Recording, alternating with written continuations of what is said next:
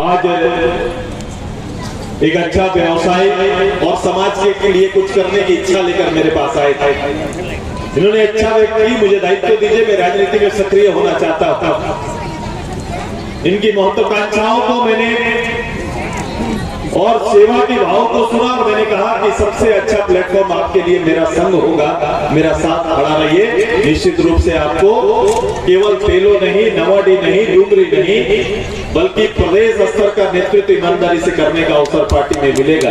ये जवाबदेही आपको देने की तैयारी हमारी। झारखंड के गिरिडीह लोकसभा सीट के एनडीए से आजसू पार्टी के प्रत्याशी चंद्र प्रकाश चौधरी का चुनावी प्रचार आजसू पार्टी मिलन समारोह कार्यक्रम से आरंभ किया।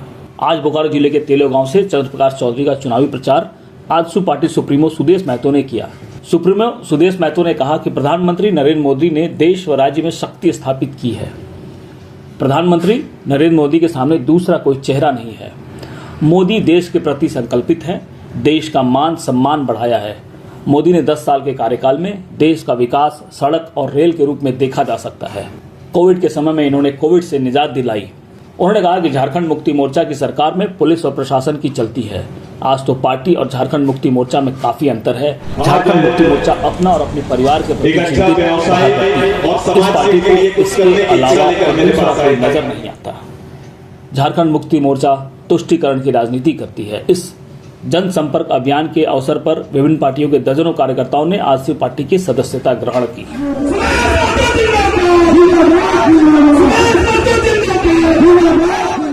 कुछ कहानी, कुछ सुना नहीं, कभी किसी को वहां पर बोलते हुए, कभी राज्य के पक्ष को रखते हुए कभी नहीं सुना। केवल पदों को भरने के लिए ये जाना चाहते हैं। और अंतर है, बुनियादी अंतर हमारा उसमें है कि 1993 में जब इसी पार्लियामेंट मेंबर के रूप में जब झारखंड लगना हुआ था, जब झारखंड मुक्ति मोर्चा को वोट देने का एक अवसर आया, तब उन्होंने राज्य में ही नोट चाहिए इन्होंने समझौता किया।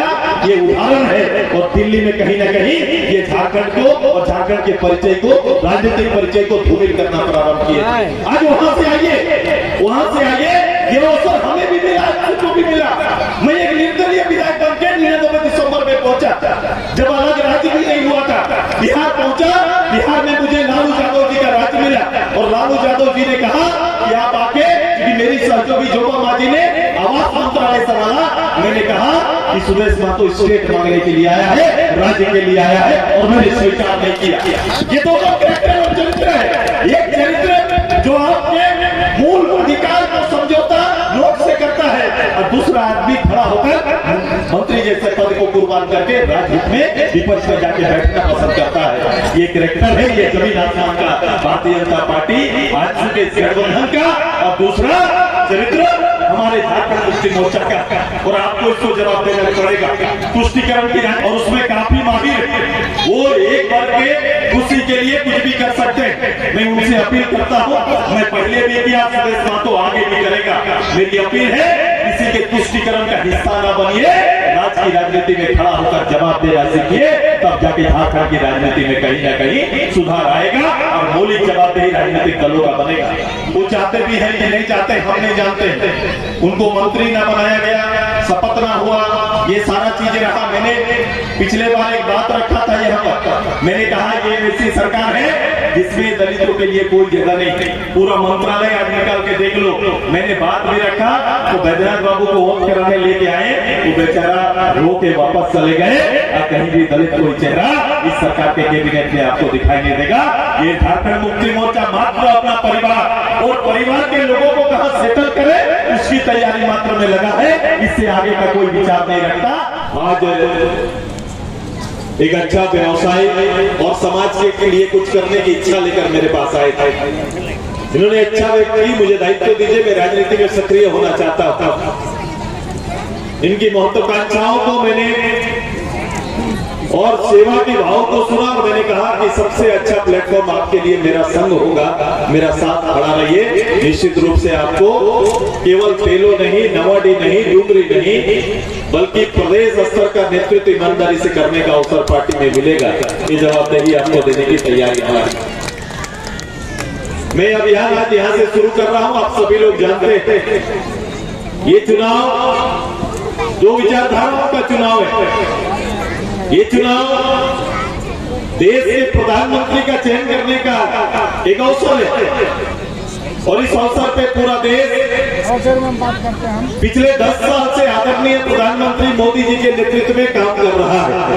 अरसों बाद किसी राजनेता पर इतनी भक्ति और विश्वास किसी ने दिखाया तो इस देशवासियों ने बहुत दिनों के बाद किसी नेतृत्व पर विश्वास किया। आज उसी का एक दायित्व गिरिडीह पर हमें लोकसभा का प्रतिनिधित्व करने का अवसर मिला। ये अवसर का आशीर्वाद मांगने आपके पास चंद्र प्रकाश चौधरी के रूप में फिर से हम आपके बीच में हैं, आपके पास आए हैं। कभी कभी लोगों को आकलन करने में गलती हो जाती है, लोग ये आकलन कर नहीं पाते क्योंकि दो ध्रुवों में चीजें बटी हुई।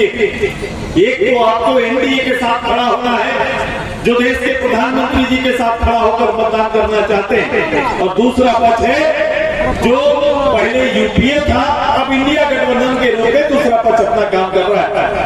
अब देखो दोनों में सबसे बेसिक अंतर क्या है? विश्वास का और नेतृत्व और चेहरे का। जो विश्वास मोदी जी के प्रति देश भर में आया है, ये विश्वास 10 साल में कार्यरूप रूप से एक शक्ति के रूप में भारत को स्थापित किया है। भारत के अंदर न केवल इंफ्रास्ट्रक्चर का विकास बल्कि विश्व स्तर पर भारत की धमक को मजबूत करने का अवसर इसी एनडीए गठबंधन के अंदर में मोदी जी के नेतृत्व में संभव हो पाया है। जहां तक दूसरे पक्ष का है, मैं तो स्पष्ट रूप से इनको पूछता हूं कि भाई जो लोग भी यहाँ पर मथुरा बाबू अभी हैं, कैंडिडेट के रूप में आए हैं, लेकिन ये कैंडिडेट कैसे होंगे? इनका दूल्हा तय नहीं है और बारात रेडी कर रहे हैं ये लोग कि दूल्हा देश का अगला प्रधानमंत्री का कोई चेहरा इनके सामने नहीं है। ये गठबंधन के रूप में एक जगह तो दिखते हैं, लेकिन राज्यों में ये गठबंधन कहीं पर नहीं दिखाई देता है। इसका परिणाम है कि राज्यों में अलग अलग चुनाव लड़ रहे, कांग्रेस तृणमूल पश्चिम बंगाल में अलग चुनाव लड़ रहे, कश्मीर में फारूक अब्दुल्ला और उनके और सहयोगी अलग अलग चुनाव लड़ रहे। केवल मोदी जी के और एनडीए को रोकने के लिए प्रदेश भर में ये एक पूरे इंडिया के नाम से ऐसे लोगों का जो वहां के लोगों द्वारा नकारे गए या फिर अस्तित्व